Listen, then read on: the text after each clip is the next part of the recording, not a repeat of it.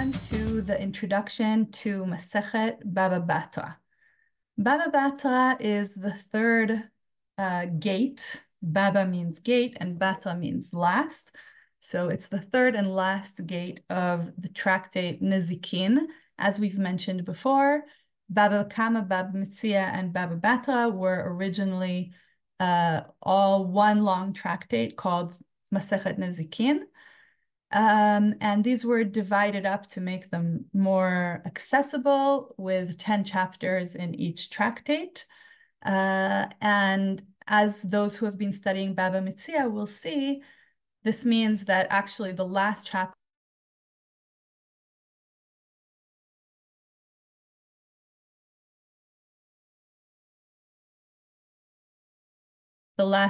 of Bava Metzia as well. These tractates are very legal. They have a very analytical legal character.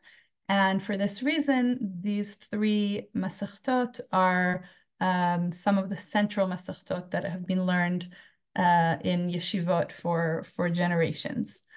In terms of its length, Bava Batra is the longest Masechet in the Shas in terms of the number of folios.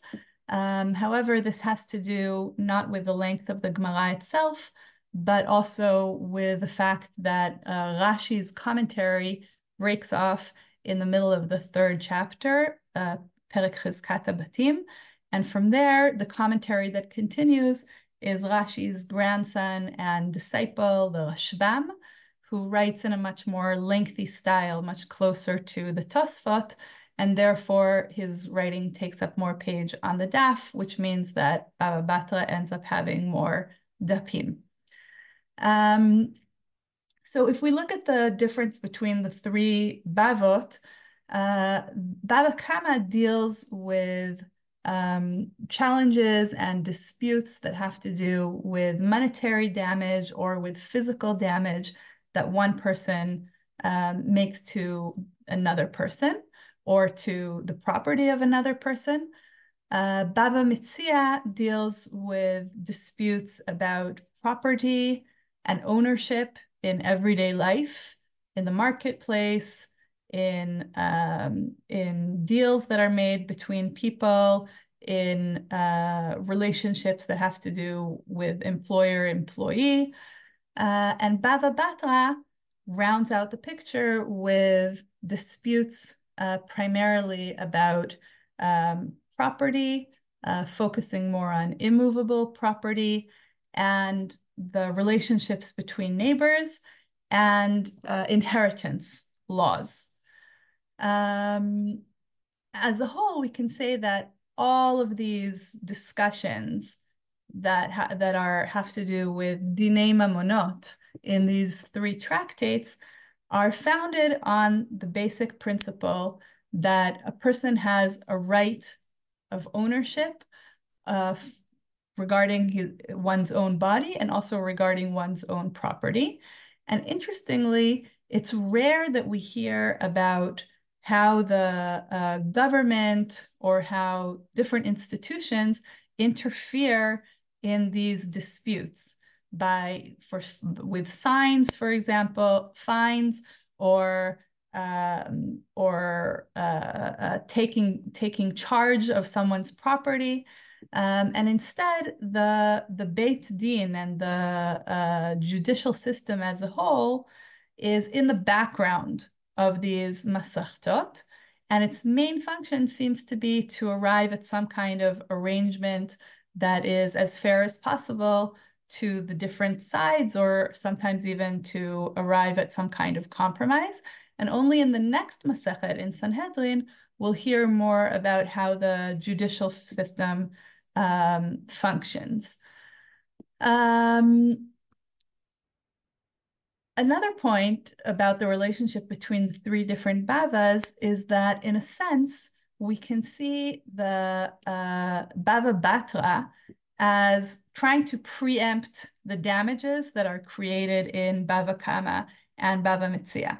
So Bava Batra talks a lot about the relationships between neighbors, and the regulation between neighbors is actually intended to prevent problematic situations, which can create damages such as we see it in Bava Kama, or can create situations of lost property, such as we find in Bava Metzia.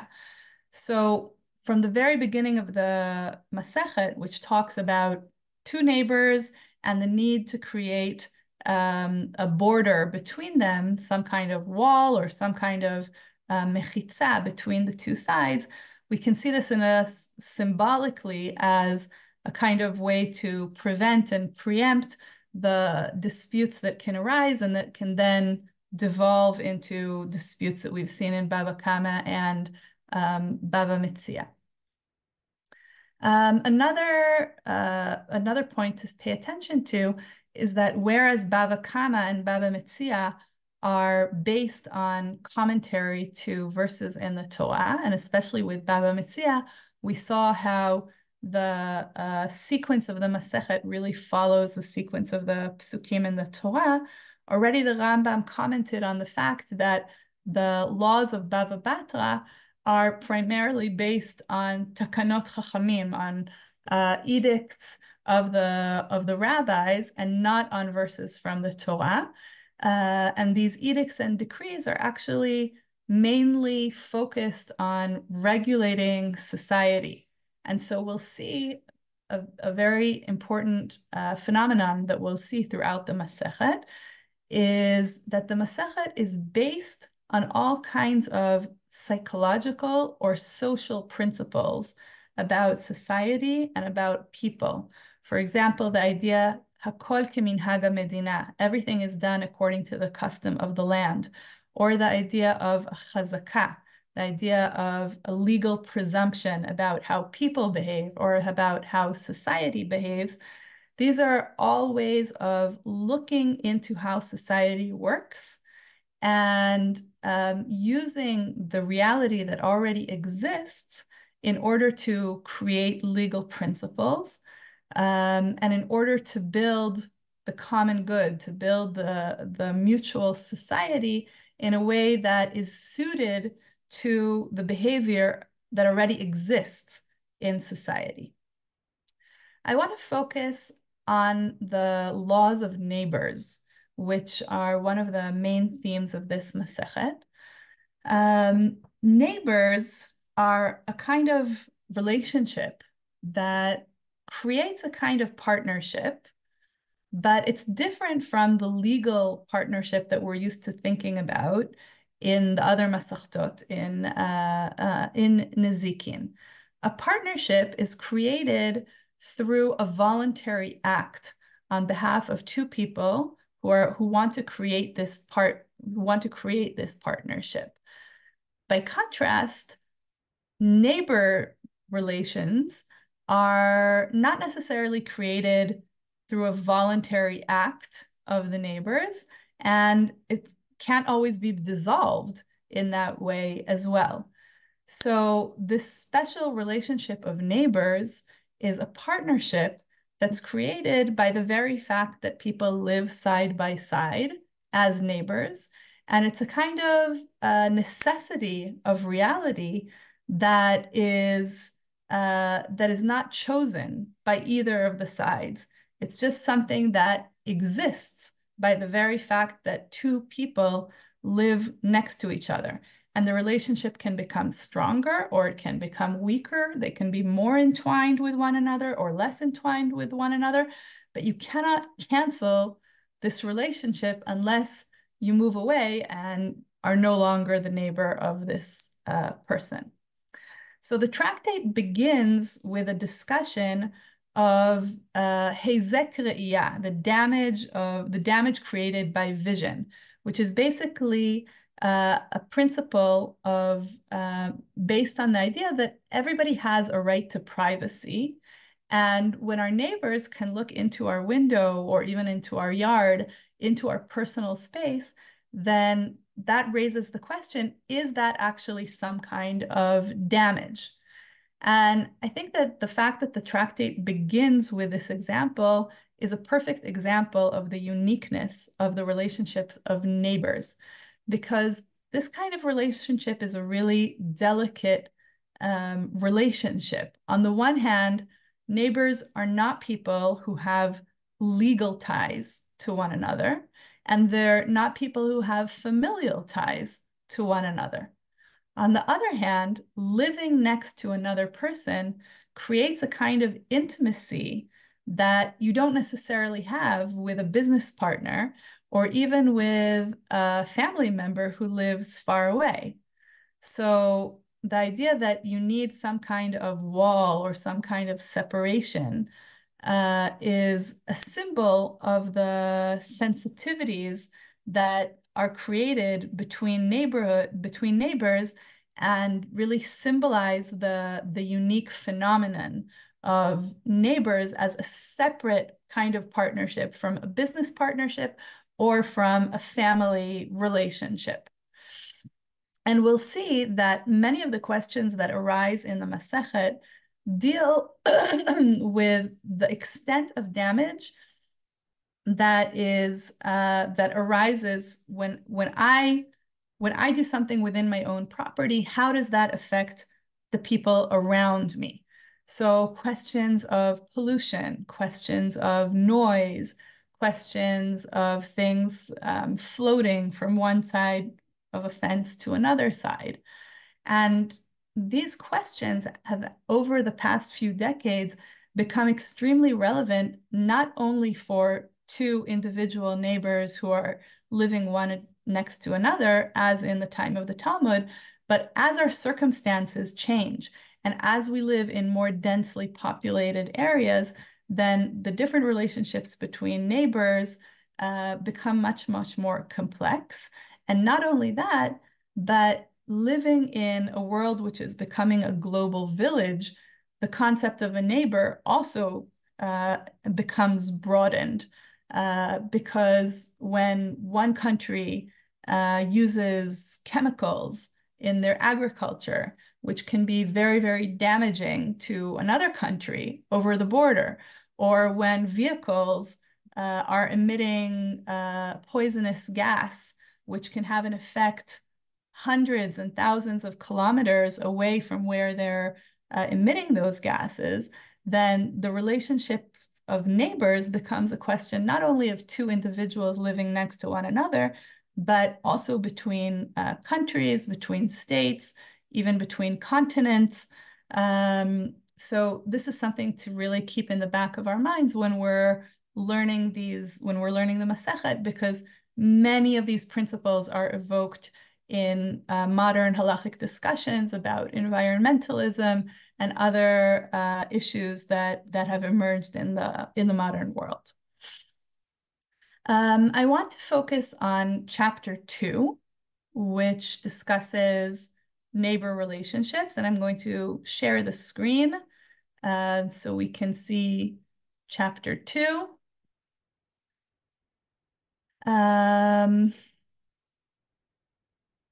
Okay, so in this chapter, we find two different principles being formulated in a very clear way.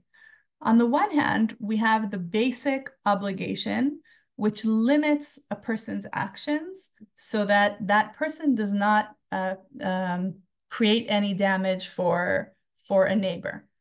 So, for example, the first Mishnah says a person may not dig a pit close to the pit of another.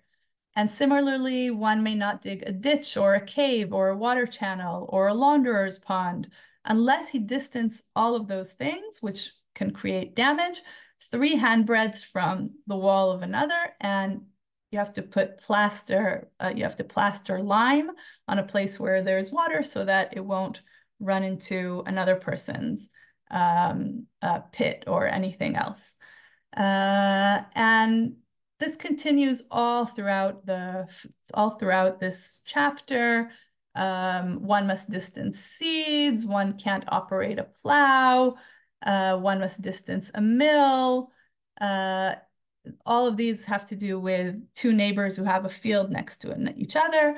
The second Mishnah talks about the relationship between different floors in a building. So a person may not set up an oven inside a house unless there is a space of 4 cubits above the oven to avoid burning the ceiling. And on the other hand, if one was setting up an oven in the upper story, then there must be a plaster floor beneath it. Similarly, a person may not open a bakery or a dye shop beneath the storeroom of another because of the heat or of smoke. Mishnah 4, one whose wall was close to the wall of another may not build another wall leaning or close to the neighbor's wall unless he distances it 4 cubits from the wall of the neighbor. So all of these Mishnayot are talking about different constellations where two people are intertwined in one way, and the person who is creating something new has an obligation to ensure that this cannot create damage to someone else's property. However, when we get to Mishnah 11, we find a dispute, a machloket.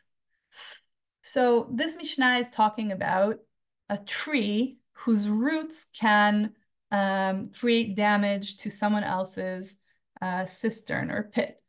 One must distance a tree 25 cubits from a cistern, and in the case of a carob or a sycamore tree whose roots extend further, one must distance the tree 50 cubits. This is true whether the cistern or tree is located above or to the side of the other. And if the cistern preceded the tree, the owner of the tree has to cut down the tree, and the owner of the cistern pays him money for his own damages, for the damages of the tree. And if the tree preceded the cistern, then the owner of the tree does not need to cut down the tree. If it's uncertain, if it's a safek, whether this came first, the cistern came first, or this tree came first, the owner of the tree does not need to cut down the tree. So all of that is the Tana Kama, the opinion of the first Tana. But then we have Rabbi Yosei who says, even if the cistern preceded the tree, the owner of the tree does not need to cut down the tree, and he introduces a new principle. This is due to the fact that this one digs in his own property, and that one plants in his own property. Or in the Hebrew, זה חופר בתוך שלו, וזה נוטע בתוך שלו. So Rabbi Yossi is introducing a new principle, which says that and you can do whatever you want within your own property, right? And you don't have to think about the damages that can be created in someone else's property, because as long as this is your property, then you can do whatever you want within your property. And this is very reminiscent. First of all, Rabbi Yossi's position is very reminiscent of theories of property or the basic principles of property in the Anglo-American world, which I think are also fundamentally based on the harm principle of John Stuart Mill, who basically argues that as long as a person is doing something without harming another person, then the state shouldn't interfere. There shouldn't be any governmental interference. And only if someone creates a harm to someone else, then there should be some kind of interference. So that seems to be the position of Rabbi Yossi, but that position is disputed by the first Tana, who's saying, no, you have more responsibility. You have to think about the damage that might be created by your roots. Even if you're planting the tree within your own property, the roots can go into someone else's property, and that's something that you need to think about. And interestingly, the Talmud on Daf Yud Chet 18 takes this idea even further and brings a position by Rava, who says that even if the neighbor's cistern doesn't exist yet, and even if we don't anticipate that there will be a cistern on the other side of the border from me, nonetheless, Rava thinks that I have an obligation to move or to anticipate what can create damage to my neighbors. So this is a very radical position with regard to the laws of neighbors, which says that whatever you're doing within your own property, you can never feel totally comfortable within your own property. You always have to be cautious. You always have to think about how you will affect the people surrounding you. And you have to think about potential future uses that they can use with their land or with their home. And you have to anticipate that. And you have to be responsible for any damage that could potentially develop in the future. So we can see that that's a really radical position, really the opposite of Rabbi Yossei's position.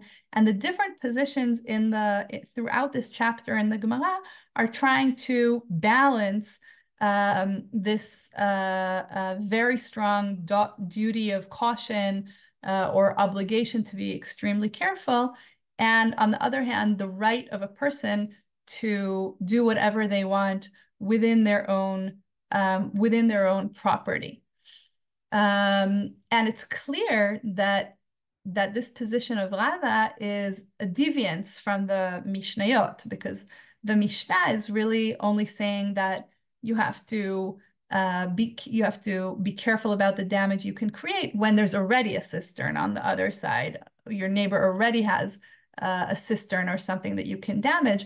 This idea that you have to anticipate even future damages is much more radical than what we see in the Mishnayot.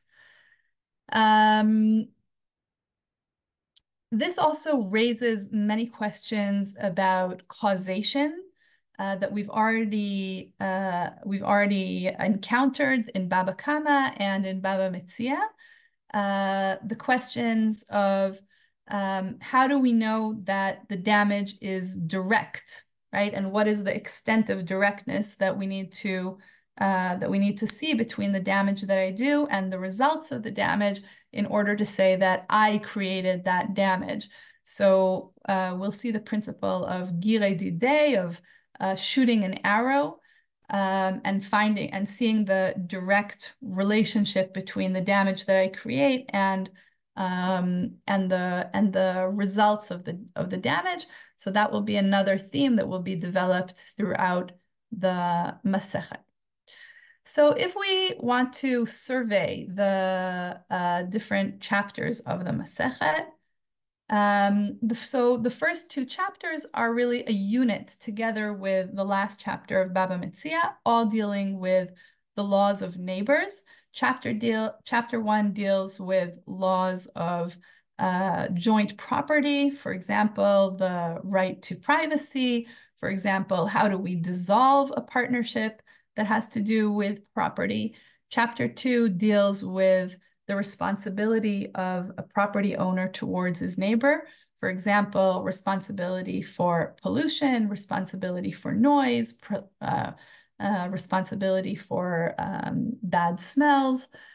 So all kinds of zoning laws are created in order to regulate these different kinds of damages.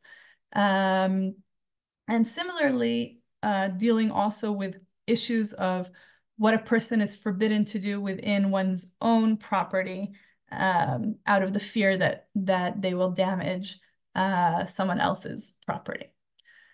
Chapter 3 deals with the principle of chazakah, legal presumption, and specifically with legal presumption of after how long do we say that a certain piece of land or a certain piece of property belongs to a person, even if they don't have a bill, some kind of contract to show that the property belongs to them. So if they've squatted in a certain land for a certain piece of land for a certain amount of time, will that be sufficient as evidence to indicate that they are actually the owners of this property? And again, this idea of chazakah, this legal presumption, is very strongly related to the ideas about minhag hamakom, the custom of the land that we find in the first chapters, because we're actually determining law based on the way people normally behave. Chapters 4 to 6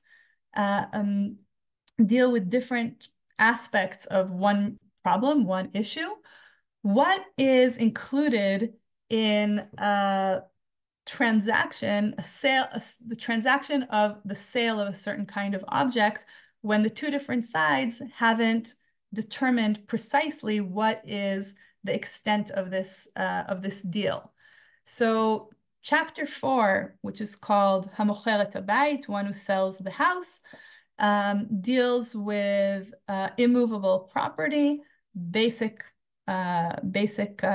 units that are discussed are the house, the chatzer, the yard, Beit Bad, the olive press, the bathhouse, the town, the field. These are the different units that are discussed in this chapter. And the chapter also discusses what is and what is not included in kinyan, in an acquisition. For example, when one sells a home, does that include the oven that's in the home? Is that part of the home or not? So that was chapter 4, Hamocheret Habayit. Chapter 5, Hamocheret Hasfina, one who sells the ship, deals with property, but movable property. Just as a ship is movable, this chapter discusses more complex questions that deal with all kinds of movable property, or even property that can change, that can grow, that has some kind of dynamic aspect. So first it discusses a ship, animals that can move from one place to another, beehives, dovecotes, but then it also discusses trees, seeds that can grow, wine that can become vinegar. So all of these examples have the owner or the buyer has special expectations about how the contract will be negotiated, because these things are dynamic. So they're dissimilar from the house, the field, the city, which are more, you can anticipate their behavior more easily. So after Hamocheret Habayit and after Hamocheret Hasfina, we have chapter 6, which is Hamocher Perot, which deals both with the sale of various items that have something wrong with them, some kind of, they're not standard objects. And it also deals with rights that a person has to an area of land that doesn't belong to him. So for example, if I own a cistern that's in somebody else's property, how do I get to it? How do I build a home if it's not in my property, but in someone else's property? Chapter 7 deals specifically with the sale of fields, what's included, how do you measure fields? And then chapters 8 and 9 move to a completely different topic, the topic of inheritance laws. Chapter 8, Yesh Nochalin, deals with the laws of inheritance and the laws of wills. And chapter 9 deals with the laws of inheritance, the division of property after inheritance, how to treat the requests or orders of a shchiv mera, a person who is on their deathbed and changes their will or creates a will on their deathbed. And actually, these laws, the laws of inheritance, are one of the only areas in the Masechet that have a legal basis in the psukim of the Torah. And finally, chapter 10 deals with dinei shtarot, the laws of legal bills, how they're supposed to be written, and also how are they annulled, or how are they repaid? How do we know that we're actually finished with a bill and it can't be reused again? So Again, all of the laws of this Masechet, in contrast to Masechet Baba Kama and in contrast to Masechet Baba Metzia, deal with many issues that are based on practical wisdom, on practical norms, on how people normally behave. And the law is constructed according to these different legal presumptions. And so this Masechet shows us, first of all, it's kind of a window into both the psychology and the society of Chachamim and the different assumptions that they make in their both specific to their historical period and also their insights into human nature in general and the way people behave in relationships of neighbors, in relationships of various different kinds of transactions.